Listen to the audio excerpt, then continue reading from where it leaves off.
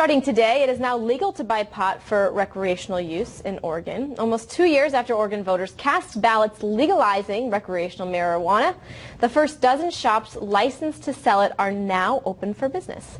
State regulators have licensed dozens of recreational producers and testing labs to stock the shelves. Medical marijuana stores in Oregon opened last year. And pot became an issue for the Clinton campaign this week out on the trail. It wasn't Bill who had his own famous marijuana moment back in 1992. While courting young voters, Chelsea Clinton said new evidence suggests marijuana could fatally interact with other drugs. Marijuana advocates jumped on Chelsea's comments, forcing the Clinton campaign to walk them back, saying Chelsea, quote, misspoke. And marijuana just isn't an issue for the candidates. It is actually on the ballot in 9 separate states. 4 states will ask voters if marijuana should be legalized for medical use, and 5 other states have provisions about legalized recreational use as well. Here for a fair and balanced discussion on the issue, Keith Stroup, founder and legal counsel for NORML, David Evans, advisor to the Drug Free American Foundation, author of Drug Testing Law and Technology. Gentlemen, appreciate you guys being here. Thank you. Thank you for having us. Keith, I'll start with you, since you all are the ones who want to change the law here. Is this a moral argument or is this a legal argument in these 9 states? Oh, I think it's essentially a criminal justice reform issue. We still arrest more than 600,000 Americans every year in this country on marijuana charges, and 90% of those arrests are for possession only. So we're needlessly destroying the lives and careers of literally millions of Americans for no good reason. So I think the issue really is a criminal justice reform issue. And David, speaking of criminal justice reform, something the White House has talked a lot about, and certainly as we've seen our police departments across this country overtaxed, whether it be in Baltimore or in Chicago, as the murder rates skyrocket in places like St. Louis, where I grow up. Is there a point to be made that police officers have more important things to deal with than whether a couple of kids are smoking some joints behind school? Well, the narrative from the marijuana industry that marijuana arrests are a big problem for the criminal justice system is just not accurate. I'm a criminal defense attorney. I have been for 42 years. Usually when somebody is arrested for marijuana possession, they've been arrested for something else. DUI, assault, theft, that kind of thing. And when they search them, they find marijuana on them. So it's really usually incident to another arrest.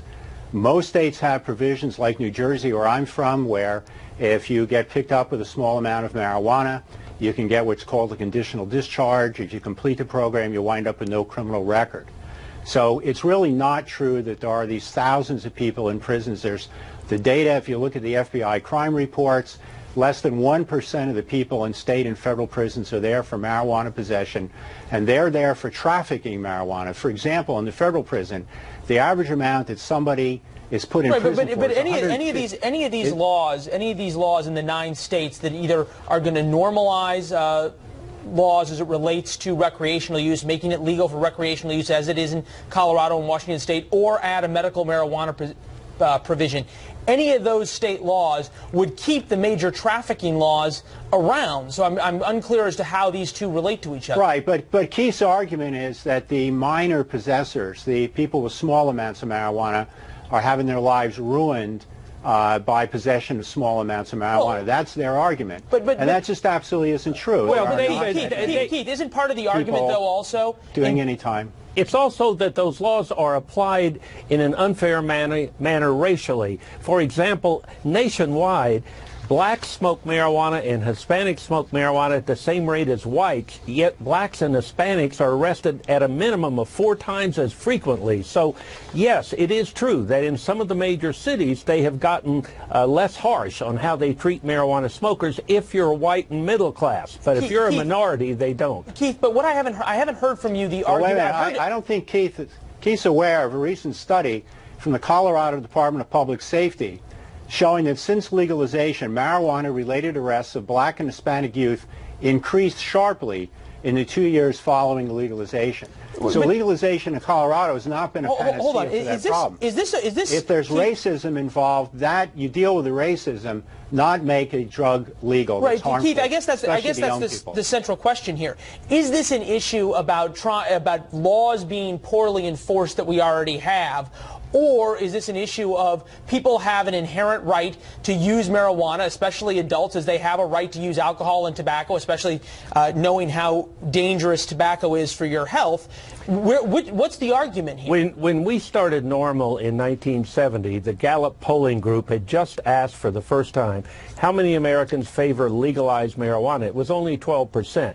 Today, between 55 and 61%, depending on which of 6 national polls you look at, they've reached a conclusion that marijuana prohibition causes more harm than the use of the drug itself. We do not want the government coming into our house to know what books we read, what music we listen to, how we conduct ourselves in the bedroom, or whether we smoke marijuana or drink alcohol when we relax in the evening. It is simply none of their business. David, Look, why this is it the government's business? This argument is about the creation of a big marijuana industry, just like big tobacco. I don't believe anything that the marijuana industry tells me, just like I do not believe anything the tobacco industry tells me. David, I'm not with the industry. I'm with the consumer group. Yes, you are. You speak for the industry. They donate to your organization. I speak for NORML, and NORML represents marijuana consumers. Keith, let me we speak are not and develop in my the point. industry. They donate to your organization. Gentlemen, I can't They're figure out. financing these initiatives. The marijuana industry is financing this. Well, you know fully well that that's the case. Well, gentlemen, and they are going to be aiming their advertising at children. David, they're going to be selling marijuana gummy bears. There are going to be all kinds of edible products. David, get ready. We're probably gentlemen. Now that you're both talking, David, now that you're both talking, I don't have to give either one of you the last word. We'll leave it there. Appreciate you guys coming on. Thanks so much,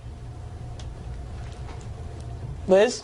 Well, coming up after the break, Donald Trump advisor Steve Moore will be joining us on how the Republican presidential candidate is preparing for the next debate and reacts to our Republicans for our Clinton guest. Coming up.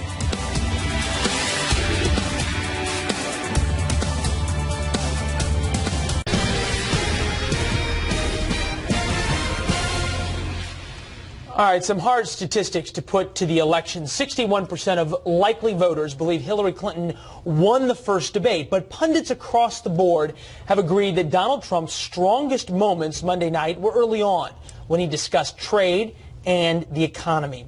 A designer of that policy, Steve Moore, Fox News contributor and energy and economic policy advisor to the Trump campaign. Steve, nice to see you from the swing state of Colorado. Happy to be here. By the way, I never inhaled. Okay? Oh, well, we're glad you cleared that up from the last segment. And in Denver, you never know what happens. Right. What stays in Denver happens in Denver, stays in Denver. Speaking of situations that you've been in, wanted to play this clip from last night and get your thoughts. I'm glad there's only a month left. I'm about to lose it. Seriously, I just have one question for you, Steve, because I know you're a Trump supporter. Have you lost your goddamn mind? Between 3:20 and 5:30, when people should be sleeping. Even I'm sleeping at that hour. And he is just saying, check out this sex tape. You really think this person should be the president of the United States? Steve Moore on Bill Maher last night. Was Steve was painful. You walked into the Lions Den. And Sean Penn and this other liberal woman, and then 300 liberals in the audience. But I will say this: I think about the debate.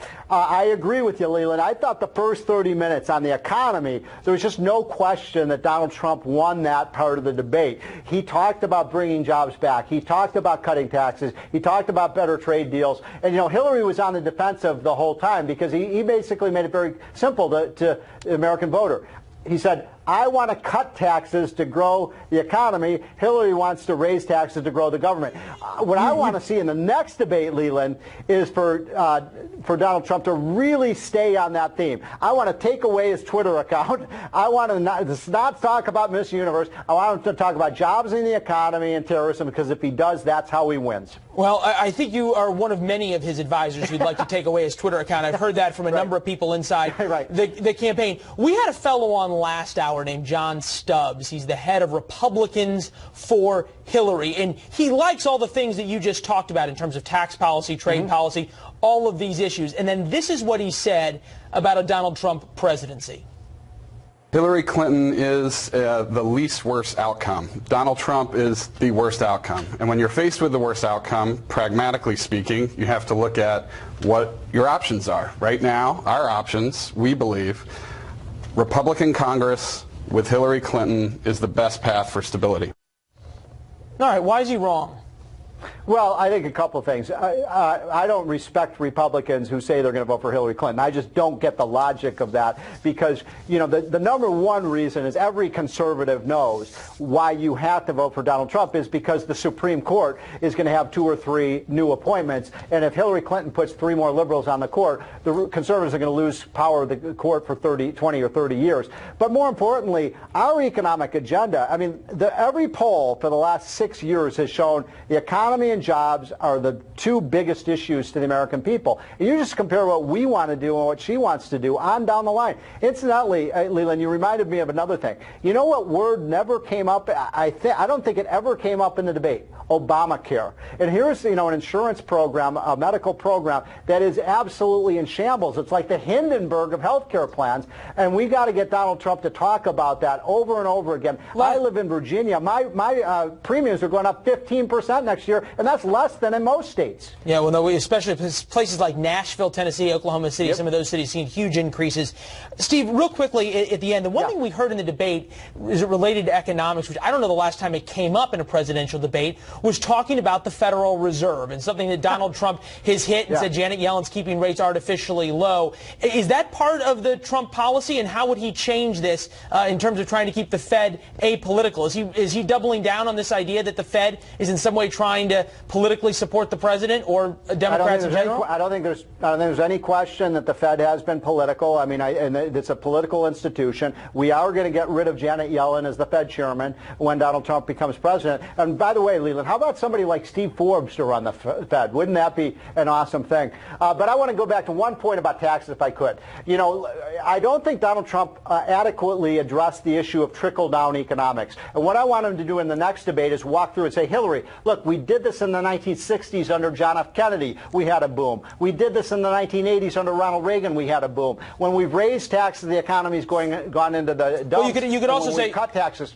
You could also say we had a boom under Bill Clinton in terms of his tax policies. He cut the capital. Yeah, but he cut the capital gains tax. Right. And if you look what happened to the revenues, they went through the roof. Steve, you'll understand this from being in television. Hard rap. I got to run. Yeah. We'll see if he takes your advice. Thanks. See you later. Bye. All right, it's a battle for the Senate, and it could come down to Indiana. Democrat Evan Bayh hopes to win back his seat, but Republicans are certainly putting up a fight.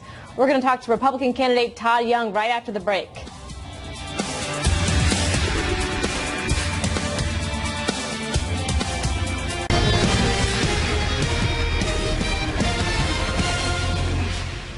Just 2 years after winning control of the Senate for the first time since 2007, Republicans run the risk of losing the upper chamber in November. 34 Senate seats are up for grabs. Republicans must defend 24 of those, including the most competitive seats, such as Indiana. That's where Republican Congressman Todd Young is running a tight race against Evan Bayh, a Democrat who previously held the seat for 12 years, and he also served as Indiana governor. Congressman Young joins us now from Indianapolis. Thank you so much for joining us, sir. And full disclosure for our viewers at home, we did invite Senator Bayh on the program. He's unable to join us today, so we'll make sure to keep this segment as fair and balanced as possible. But my first question is, if you rewind back to July, there was this big gaping lead between you two, and now we've seen those polls really get tighter. So I want to ask you, do you attribute that to you being an outsider? You know, actually, I think it's the fact that my message is one that is resonating with Hoosiers. Hoosiers understand that Washington's broken. We need solution-oriented people prepared to work in a bipartisan way to fix Washington. We need to make sure that every Hoosier has access to a quality education that leads to a good-paying job and ultimately a meaningful career in places like Indiana. And the other thing we need to focus on is keeping America safe and secure. And as a U.S. Marine, I feel like I have some value to add qualified in this area. So it's really the message more than anything else. Okay, I want to talk about some news making headlines this week. Senator Bayh has been hitting you on federal assistance to Carrier employees. That's the air conditioning manufacturer that is leaving your state, going to Mexico. And like I said, to be fair and balanced, I want to put up a statement. He wrote in part, Congressman Todd Young wants to help companies but leave workers in the lurch. It says a lot about Congressman Young's priority when he opposed this critical program for Hoosiers who lost their jobs to Mexico, but supported tax breaks for companies like Carrier who ship Hoosier jobs overseas. What's your response to that, sir? You know, it's unfortunate that Evan Bayh is exploiting this situation for political gain. I feel for these Carrier workers and their families, and clearly the Obama-Clinton policies have failed them. What really led to job losses here in the state of Indiana among Carrier employees is the undue regulatory burden foisted upon their company by laws like Obamacare. My opponent cast a deciding vote for Obamacare. We wouldn't have it if not for Evan Bayh's vote. So I want to repeal that law, replace it with something, a bipartisan health care reform that actually brings down health care costs. The other thing driving some of the Carrier's challenges is we have the highest corporate rate, tax rate in the industrialized world.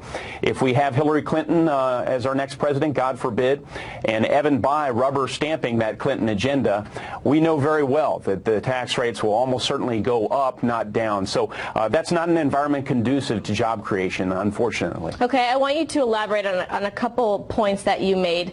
Job loss and the tax rate. Specifically, Evan Bayh has come out against some trade deals. What are you telling voters? Because if you look at some statistics, in the state of Indiana, 17% of the job force is manufacturing. I mean, that's almost 20,000 jobs. That's a huge number of employment there. So what are you telling voters when it comes to whether or not you support any of these trade deals? Yeah, so I try not to make political issues where, frankly, they don't exist. Evan Bayh has consistently supported opening up foreign markets.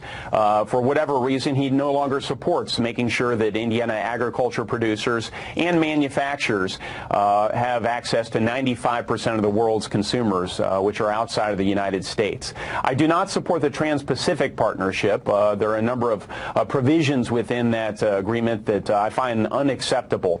But with that said, if we want to make sure we have good auto worker jobs, we want to make sure that Indiana remains the largest manufacturing state in the country, we need to make sure that we open up those foreign markets. We also need to make sure that in today's era of global supply chains, that we're not taxing at every level of production our different manufactured goods. So I think Evan Bayh used to understand that. For whatever reason, he's changed his policy. I also, it's important, want to add that I'm for strong trade enforcement, and I've done a number of things during my short period in Congress to emphasize I support changing current ways that we enforce trade deals, and we can do better on that front. Well, Congressman, I certainly wish we had more time. I'm getting the rap in my ear, but you know, it's safe to say that every Senate seat matters, yours in particular. There's a lot of people watching your race. We'll look for you on the debate on October 18th. We thank you very much for joining us today, sir, and good luck on the trail. Thanks so much. And in the wake of Donald Trump's shaky debate debut, Hillary Clinton starts to expand her lead. According to a new Fox News poll, it's revealing the latest in this roller coaster for an election. Also, down in the heart of Texas, an annual fall tradition kicks off. We're going to bring it to you. In the way you dress, you're from Big D. My, oh yes. I mean, Big D, little A, double L, A-S. And that spells Dallas, my darling, darling. Well, the Texas State Fair is underway. Its annual rite of passage, and greeting fun-loving Texans at the fair is Big Tex. This 55-foot-tall statue looms over the fair until its conclusion in late October. And if you're wondering how many gallons that is, it's nearly 100 gallons. That's more than the normal 10. Everything's bigger in Texas. I guess so. All right, back to campaign 2016. Who knew Chick-fil-A could become such an integral part of this election? Florida Democrats are now crying foul over a voter registration drive because of where it is happening. You guessed it, it's happening at Chick-fil-A. 9 Chick-fil-A locations in Pinellas County, Florida, that's near Tampa, are home to voter registration efforts. The local Stonewall Democrat says the county's drive appeals only to Republicans and said it was the conservative equivalent of a voter registration drive at Planned Parenthood. The Pinellas County Supervisors of Elections say those Chick-fil-A restaurants are just 9 of, get this, Elizabeth, 350 voter registration locations. I wonder how this is going to shake out with officials in Pinellas County. Well, you have to wonder if maybe everybody just wants to go get some Chick-fil-A, which That's what I was sounds going to say. absolutely What delicious. if you're already registered to vote and you just want to I'm just going to go to Chick-fil-A. Yeah, I'll register again, no problem. It's like, in Chicago, vote early and often. In Pinellas County, eat early and often at Chick-fil-A. Register early and often. There you go. After the break, it is more than just an autograph, how one celebrity helps out an adoring fan. It validated what I already knew about the guy. He's he's always good with the fans. He's always been good with kids, and he's just very, very nice and down to earth person. And it was an awesome experience.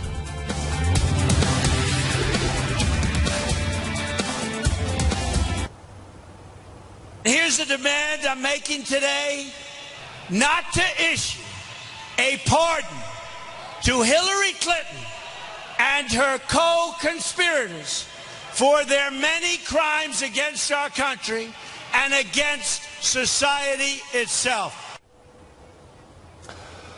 A new Fox News poll out yesterday reveals that Trump has a big lead with men, 17 points above Clinton, but Clinton has a commanding lead with female voters. So as the Republican nominee tries to get more women behind him, he's rolling out a new ad starring his daughter, Ivanka.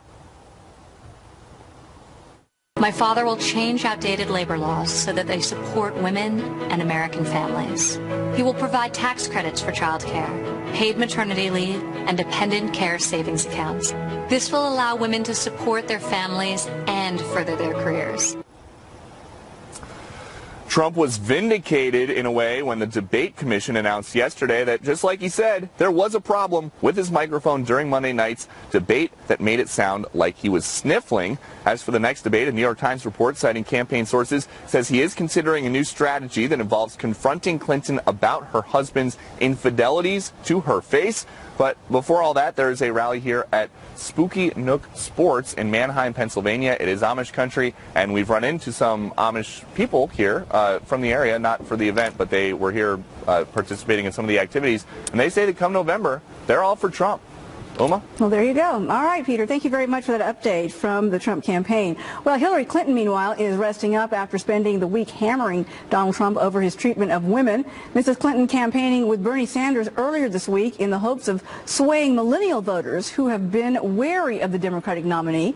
In a leaked audio message from a Democratic fundraiser in February, Mrs. Clinton admits it's a group that leaves her, quote, bewildered. Rich Edson joins us now from Chappaqua, New York, with more on this. Rich?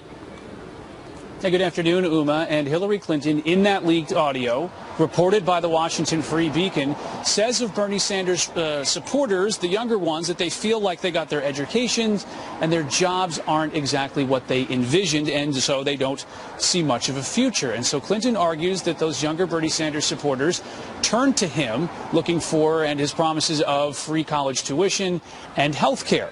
Now it's Hillary Clinton who is turning to Bernie Sanders to try to convince those voters to come out to the polls and show up and support her on Election Day. Bernie Sanders campaigned with her earlier this week at the University of New Hampshire, where she pushed her college tuition plan, which essentially involves more taxpayer funding for students who go to state colleges and universities. She's also deploying Bernie Sanders in Iowa on Monday. 3 different events. It's a state that when Sanders was campaigning during the Democratic primaries and caucuses, he had large crowds in Iowa for that event. The Clinton campaign is also knocking Donald Trump on a late-night tweet session, and where he continued criticizing the former Miss Universe, Alicia Machado. I mean, his latest Twitter meltdown is unhinged, even for him. Machado, during Monday night's debate, she was Miss Universe in the 1990s. Donald Trump criticized her then for going with former Miss Universe Alicia Machado in the headlines. So what should Trump's strategy be now moving forward to get his campaign and message on track? Joining us now with some thoughts on all this, we welcome Dr. Ben Carson, the former presidential candidate who also supports Donald Trump. Welcome, sir. Great to have you on board today. Thank you. Always good to be with you. Thank you. Well, you know, it's been kind of a rough week for Donald Trump as he continues to strike back against Mrs. Clinton for bringing up the controversy over Miss Universe. You know, it's been 6 days since that debate, and fireworks over these remarks continues to make news. And with Trump refusing to move on to other issues, does it bother you that Mr. Trump is doubling down on this, continuing with his tweets and breaking away from the script of just staying off the issues? Well, I do understand it, because there was a time in my life when I used to be the same way. I couldn't let anything go by. I had to get revenge. But, you know, it dawned on me after a while, particularly after some prayerful consideration, that that was not a sign of strength. It actually meant that other people could use you, could manipulate you. So what he's going to need to really concentrate on are the issues. There is no way in the world that Hillary can compete with him on the issues, you know, on our economy, on jobs, on prison reform, on schools and school choice. You know, I mean, there's no way that she can compete, and therefore she doesn't want to talk about those things, and she's got a whole list of other things beside this Mercado woman, believe me, that will lead you down a rat hole if you will take the bait. You know, he has lost some ground from the debate. The issue of temperament comes up as a reason, and in today's New York Times, for example, he says he's planning to put Bill and Hillary Clinton's relationship, along with Bill's infidelities, at the center of his political argument against her. He's quoted in the article as saying, "She's nasty, but I can be nastier than she can ever be." Do you support this kind of strategy? It doesn't look like he's listening to advisors who are saying, you know, get off of this and move forward on issues that you can win with. Well, I mean, there's no question that Hillary's savaging of the women who were involved in relationships with her husband is something that needs to be talked about. I don't disagree with that at all. I'm not sure that he's the one who needs to spend precious time during a debate, however, talking about it. But it definitely should be talked about when he's out there, because a lot of the young people, millennials, don't even know about all of this stuff. Well, that's for sure. They don't remember. They don't know anything about Bill Clinton's infidelities and Monica Lewinsky. That's in the history books now. It is, and there's a lot of other stuff that's in the history books too. So those need to be brought out, but those should not be the central focus. You know, the reason that 2-to-1 the American people feel that we're on the wrong track is because of our economy, it's because of immigration, it's because of terrorism, it's because of education, it's all of these things. Well, and I can hear the frustration in he your has a voice. responsibility. I can hear the frustration in your voice. I want to play remarks from a song, "I've Got to Be President." They're not the same song. He's got to become much more disciplined. So there you have Newt Gingrich saying he's got to be much more disciplined, much like what you're talking about. What's your reaction given the fact that prior to this dust-up over Miss Universe, he was really earning some solid points and support for some type of change? Of course, that's the logical and reasonable thing to do. But like I said, I know where his feelings. But I think this is, you've seen in his temperament, debate. But let me ask, you say you see a change in forward? I mean, is he listening to you? And letting it be the focus of what you talk about in the debate. I think that's what you're going to see. That's where you're going to see the difference. Issues that are policy related, but I'm talking about, you know, should he back away from some of the more personal insults that go back and forth between them? In insults, yes. Facts, no. He should not back away from talking about the lives that were lost in Benghazi. He should not back away from talking about her email server and erasing it and acid washing it, and the fact that her people are taking the Fifth Amendment, and that there's a level of dishonesty here. He needs to make the American people understand, if we're willing to accept that level of dishonesty in our leaders, we're doomed. So that's the kind of message that you and his supporters are asking him to talk more about, rather than issues about Miss Universe. Do you see him walking away from that? I am certainly hoping and praying that he will walk away from the Miss Universe rat hole stuff. I mean, that is nothing but distraction, pure distraction. You don't need to deal with that at all. Dr. Ben Carson, always good to see you. Thank you so much for joining us with your insights. Appreciate it. Thank you. Well, before Hillary Clinton and Donald Trump square off once again, their running mates will be facing off in their own only one vice presidential debate. This Tuesday, live from Longwood University in Farmville, Virginia, Fox News will have live, complete coverage of that debate all day. And we want to hear from you now. As for this coming debate, Will you be watching, and do you believe that hearing from the Veep candidates will impact whether or not you will vote for Mr. Trump or Mrs. Clinton? Tweet me at Uma Pemaraju. And sometimes you have to do what's hard. And frankly, I wish Congress here had done what's hard. That's 11 attacks, calling it, quote, a mistake. Joining President Obama in his criticism of that bill, many Republicans who say it sets a dangerous precedent that will leave the U.S. at risk from lawsuits by foreign governments. Judge Michael Mukasey is the former Attorney General under President George W. Bush. The fact that sovereign immunity with the U.S. is now challenged, not only in the situation with Saudi Arabia, but with other countries as well, and it opens up big security issues for us. Right. This couple of days ago, there was a drone strike in Afghanistan. According to the Afghans, it killed civilians, and the United States said, we're going to look into it. If the Afghans said, well, you know, that you kill our civilians, that's an act of terrorism. We want you to show us what intelligence you had. We want to talk to whoever was targeting that drone, whoever was working at an airbase communications. There's no way we would stand for that, and it would hurt us tremendously. We have the most to lose from this. We have the most military people, the most intelligence people, the most diplomats in Afghanistan, and if we do something like this, it gives them a perfect wedge an excuse to do that. I know that, as we mentioned a moment ago, that some in Congress are having some buyer's remorse, so to speak, over the passage of this bill, the fact that it's been overridden and the veto's been overridden, specifically over... Also, I should add, no evidence, and we've had investigations by our intelligence agencies, by Congress. Recess ends are going to go back and try to perhaps adjust the relationship between the United States and Saudi Arabia. That information was held back. 9/11 families say this is an indicator that Saudi Arabia may have had some connection because there's some person there that might be connected to helping the terrorists. There's a lot of assumptions involved in this. If there's a person there or somebody, an individual who funded something, then they can sue them. And they have sued a couple of people in Saudi Arabia who they claim were involved. But those 28 pages don't support any claim that the Saudi government was involved. And the notion that somehow we withheld that would require you to believe that two presidents, the whole intelligence apparatus of the United States was involved in a massive cover-up conspiracy. Yes, we have a relationship with the Saudis in intelligence gathering. It is secret for a good reason, because intelligence gathering is secret, and it helps us. They help us. They have helped us with enormous numbers of terrorism cases. Things that happen because the Saudis have been cooperative. So what do you say to the families who see this as a victory for justice going forward in terms of a very traumatic, difficult process, trying to seek some type of justice in a very, very sad chapter in our history? They, as I said, deserve not only sympathy but support and obviously compensation for losses that cannot be compensated.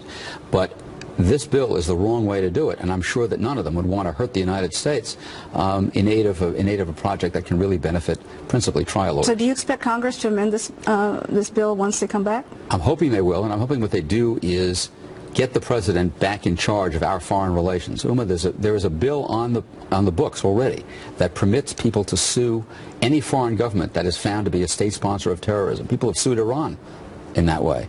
But there has been no such finding as to Saudi Arabia, nor could there be. Let the president determine whether there is any basis for this before letting it go ahead. Do you think this is all about politics in an election year? I think it's a lot of it is about politics, and a lot of it is about campaign contributions. Judge Mukasey, an honor to have you here today, sir. Thank you so much for joining me. Thank you very much. So what about the families who lost loved ones? We're going to speak to a woman whose husband died in the World Trade Center. She also serves as the national chairperson of the 9/11 Families and Survivors United for Justice Against Terrorism. She's going to join us in about 15 minutes. Don't miss that. Plus, there's this. Hurricane Matthew set to make landfall as a powerful Category 4 storm, with Haiti and Jamaica preparing for the eye of that storm. Could it affect the mainland and U.S. next week? Janice Dean standing by with the latest on her storm track just ahead. And it's been a week of missteps for Donald Trump coming out of the first presidential debate, and it's taking its toll. We have some new Fox News polls to show you, which now indicate that Mrs. Clinton is pulling ahead. Stay with us.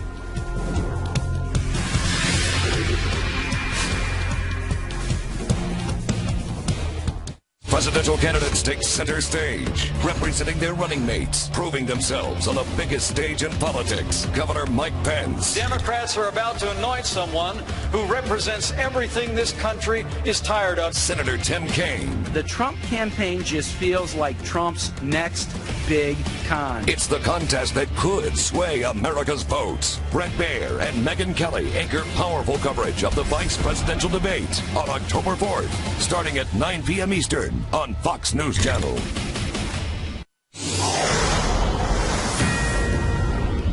Welcome back, everybody. We have this Fox News alert. Protesters taking to the streets of Cajon, California, after a deadly police-involved shooting of an unarmed black man there.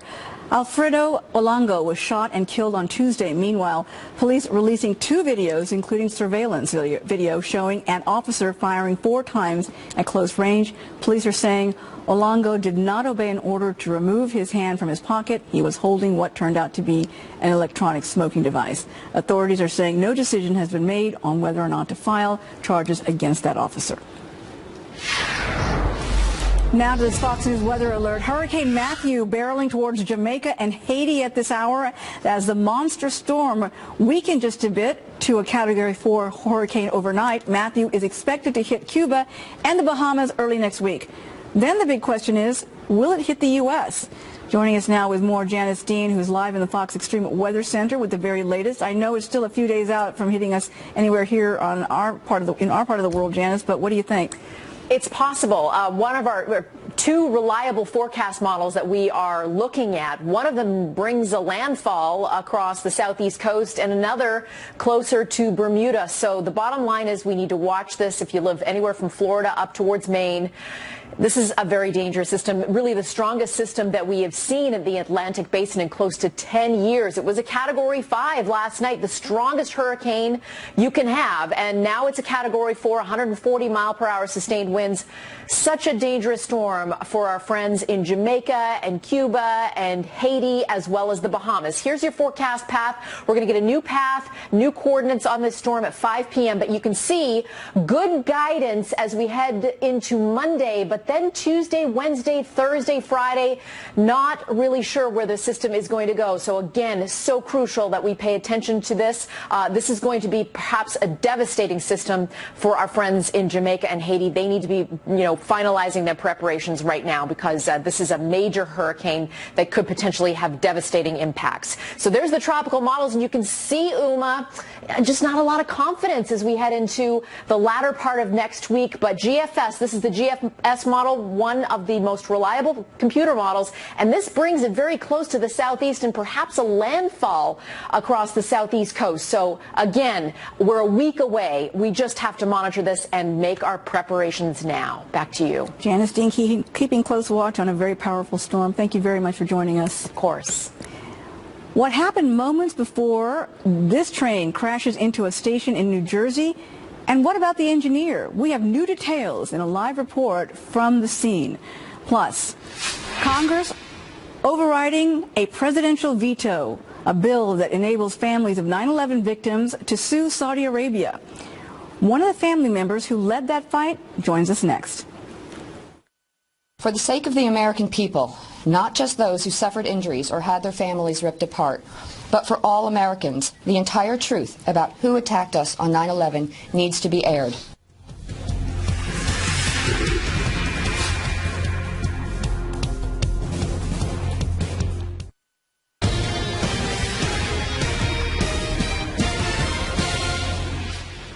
Welcome back, everybody. As we reported earlier in our show, Congress handing President Obama his first veto override this week over the controversial 9/11 bill that now allows families to take legal action against Saudi Arabia on claims that it may have had ties to the 9/11 terrorists and helped fund those attacks. For years, families of the 9/11 victims have pushed lawmakers to support this measure, and this week's action, which now gives them the green light to move forward, is being hailed as a big victory for justice. The New Jersey woman who led the fight to get this bill into law joins us now. Terry Strada is the national chairperson of the 9/11 Families and Survivors United for Justice Against Terrorism. Welcome. Thank you so much for joining us. Thank you for having me. I know this has been a fight that has been very close to your heart. Yes. You lost your husband in the 9/11 attacks, and you are the mother of young children who have gone through so much over these years. Talk to me for a moment before we get into the nuts and bolts of this. For you personally, what this mission has been all about for you?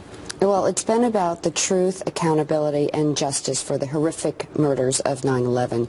You know, not just for my children, but for over 3,000 children that lost a parent that day, and for all the families. You know, we've been fighting for this for over a decade. The fact that the Congress decided to give President Obama his first override, this was seen as a big victory by the families, because many people were very perplexed, family members and survivors, why President Obama wanted to fight this all the way through. And the White House continues to say this compromises our national security. Judge Mukasey was here a few minutes ago saying the same thing. How do you respond to that? I don't see how a bill that holds nations accountable for the role that they play in financing terrorist attacks against our country and against our citizens is any threat to national security. They actually have it backwards. Not enacting JASTA is a threat to our national security, because the people that financed 9/11 continue to finance terrorist organizations.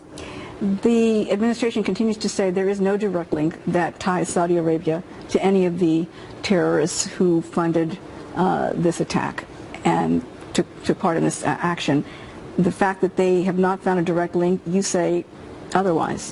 I do say otherwise. I say we have evidence that points a finger directly at Saudi Arabia, and we want to get this evidence into a courtroom, and it's the same. We want the same rights that every other U.S. citizen has, and that's to utilize our judicial system to hold accountable those that are responsible for the murder of our loved ones. What about the fact that there are now lawmakers stepping back a bit and saying this may be a problem going forward, having some buyer's remorse, so to speak, because they did vote for it in an election year, thinking that perhaps our service members overseas may be compromised and held liable for lawsuits, etc., and they're very concerned about their well-being. That is such an egregious statement to make, and there is no truth to it. And we have been saying that, first of all, Congress never would have passed a law that could jeopardize our military. You know, they were way more responsible than anybody's giving them credit for. This bill has been completely vetted for 4 years. It was worked on. It came out of our Senate Judiciary Committee twice without objection, out of our U.S. Senate twice unanimously, and once out of the House of Representatives unanimously. So it is so finely and narrowly tailored to do one thing and one thing only, and that's to hold accountable any nation that gives funds to a terrorist attack on American soil that kills American citizens. So it in no way jeopardizes our military. And they are actually exclusively omitted from the bill. It says right there in black and white, no military action or act of war could fall under JASTA. Where do you go from here? Are the lawsuits now going to move forward and you're going to try and seek retribution from Saudi Arabia? Yes, absolutely. Now the path is paved, and we can move forward with the lawsuit in the courts, and the evidence can be presented. And, you know, they have an opportunity to come in and defend themselves. They keep saying they're innocent, but they spent $5 million, you know, trying to block this piece of legislation. And the buyer's remorse that you might be seeing now is because the Saudis are still pressuring our Congress so hard with, you know, nasty threats, and they're just, it's awful what they're doing in Congress. The way that they walk up and down the halls, make their threats, bully tactics. You know, they really need to get out of our country. They don't deserve to be here, you know, trying to bully our legislative process. I mean, our Congress deserves a big round of applause and all the support that they can get to stay steadfast with the bill just the way it is. You are a very determined and passionate woman, and it's evident that this is so personal for you because obviously it had such a dramatic impact upon your family.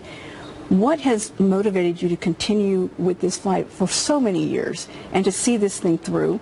At any point did you thought to yourself, I'm going to step back, I'm going to give up, it's not worth it, there's too many forces against me here, political pressure? It was very difficult at times, and what keeps me motivated and will continue to keep me motivated are my 3 children.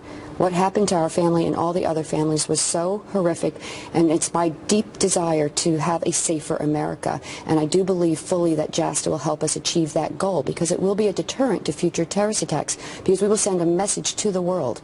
If you attack us on U.S. soil, we will hold you accountable. And I'm driven by my children. I need to have a safer country. You obviously have pursued this with such passion, and I give you a lot of credit. Thank you. I send you all my best. Our prayers and our thoughts are with you and your family and the other 9/11 families. And your children obviously have a big role model. Thank you very much. In the house. Thank you. Good for you. Thank you. Thank you. All the best. Federal investigators trying to find out what caused the deadly train crash in Hoboken, New Jersey. That accident killing one person and injuring over 100 others. More than a dozen people remained hospitalized, including 2 in intensive care. Laura Ingle joins us now live from Hoboken, New Jersey with the very latest on this investigation. Laura?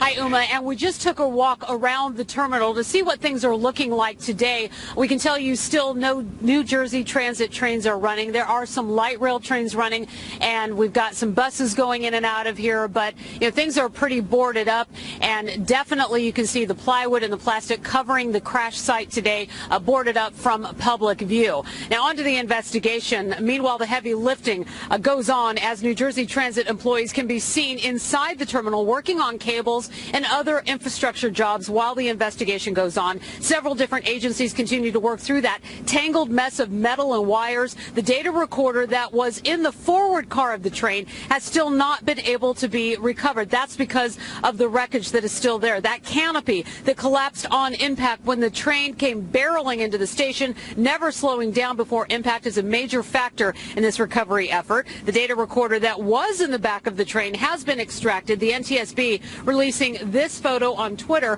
of the equipment. Reps say they aren't able to pull the information, though, they need due to damage and will need the manufacturer's help to recover it. Reps with the NTSB also say they don't expect answers as to why this happened right away. Our investigation is ongoing. We are working closely with our parties to gather the principal evidence and key measurements to expedite our on-scene activities. We expect to be on scene for 7 to 10 days, but we will stay here for as long as it takes. And of course, there's a lot of question around the train's engineer, Thomas Gallagher. He was found slumped over the controls and has been cooperating, according to investigators. He's been treated and released from the hospital. He gave blood and urine samples, but still has not had his official interview with the NTSB. The one person who lost their life in this violent accident, Fabiola Bitar de Kroon, is being remembered as a devoted mother of her 1-year-old daughter, who she had just dropped off at daycare right before the accident. And Uma, you mentioned there are still some folks still in the hospital being treated. We have heard that there might be a few released today. We'll bring you more on that as we get that information. And the NTSB also expected to give us some type of an update later on today. Back to you. Laura, thank you very much. Well, an incredible moment of hope emerges from the death and destruction in Syria.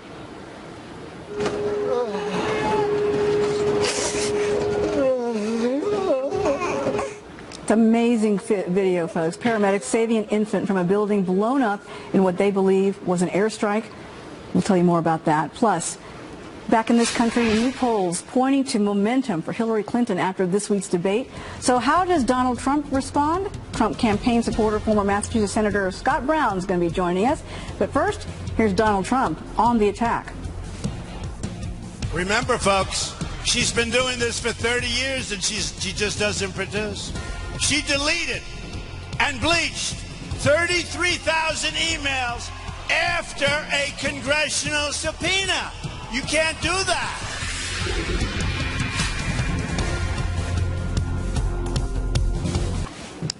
We have incredible new video emerging from war-torn Syria. Rescuers saving a 1-month-old baby girl from the rubble of a collapsed building. The emergency responder crying as he held the baby in his arms as another paramedic treats her for head injuries. Paramedics say that the building appears to have been hit by an airstrike carried out by Syrian government forces. Meanwhile, a new video of heavy fighting near Aleppo, putting the ceasefire further into doubt. Russia is now warning the United States against carrying out any attacks on Syrian government forces, saying it would have repercussions across the Middle East. Unbelievable video there. And back in this country, Hillary Clinton picking up some momentum following her first debate against Donald Trump.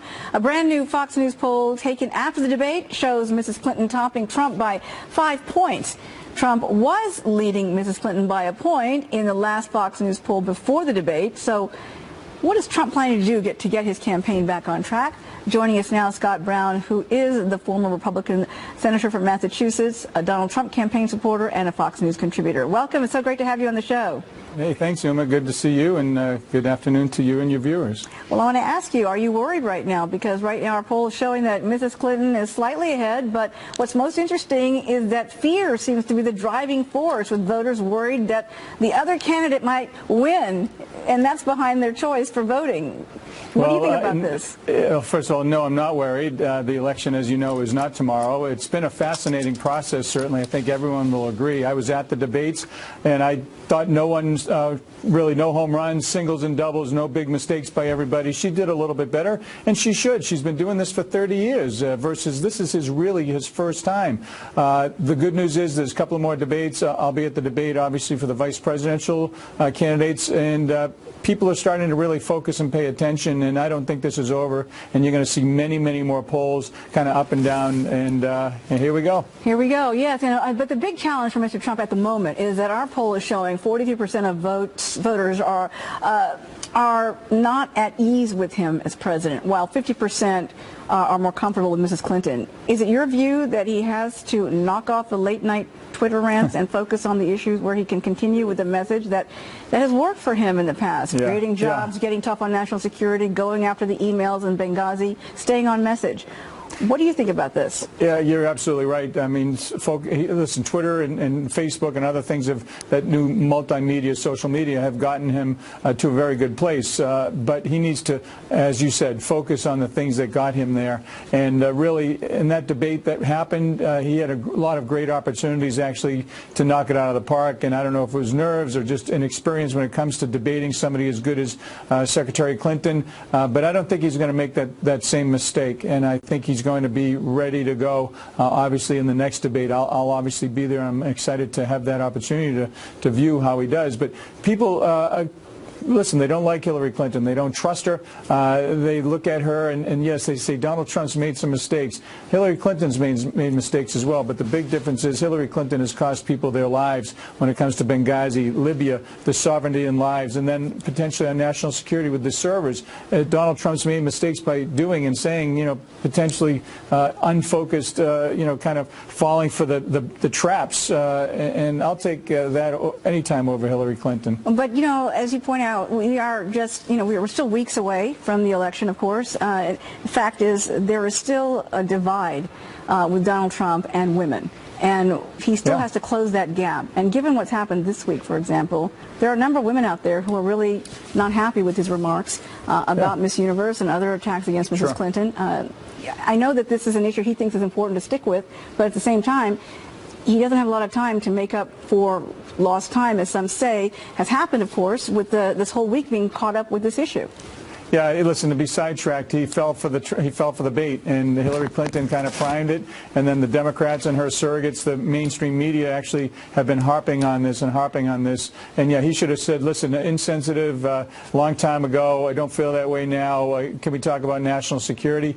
And that's the big difference between being a seasoned politician, kind of an insider. And Hillary Clinton, Uma, has a very real problem with men as well. So not as grave as Trump has with women, but there's an opportunity for Trump to pick up those Reagan Democrats, those people who've kind of checked out of the electoral process, and a lot of those Bernie Sanders millennials who basically think that Bernie Sanders and Elizabeth Warren left them by endorsing the so-called Queen of Wall Street and Hillary Clinton. So they're either going to go to the third-party candidates, they're going to stay home, or they're going to, I think, a portion are going to Hillary, and another pretty good portion goes to Trump. So going forward, as you prepare to look ahead to the next debate, I'm going to ask you the same question I asked Dr. Carson. Are you talking to him? Are you telling him this is what needs to happen if you want to stay focused on message, if you want to move, to keep the momentum going on your side, and to say, we'd like to see you more disciplined? I and others have offered our suggestions, whether they're needed or not. I've always had the ability to reach out directly, not only to the kids or his senior staff or Mr. Trump directly, and I offered my analysis prior to the debate, and I also gave him my thoughts after the debate. And if he wants somebody who's going to kind of, tell him how wonderful he is, he's got plenty of those people. But if you want somebody like me who's run 21 races, I'm 19-2, and have had some pretty darn big debates and understand, the insiders in Washington, then I'm going to continue to offer those suggestions. All right, Scott Brown, so good to see you. Thank you so much for joining us today. Nice to see you, Emma. All the best. Thank you. Well, your tweets on the VP debate, but first, things are looking up in New Mexico, and it's quite colorful. Stick around for that.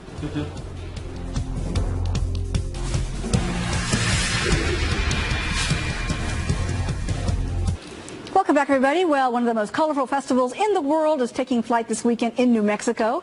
The 45th Albuquerque International Balloon Fiesta, expected to attract close to 1 million visitors. More than 500 hot air balloons from around the world will take to the skies, creating an incredible sight, especially at sunset. Very beautiful. Well, the clock is ticking on a New York City icon. The Carnegie Deli will be closing its doors for good at the end of the year after serving up monster-sized pastrami and corned beef sandwiches since 1937, folks.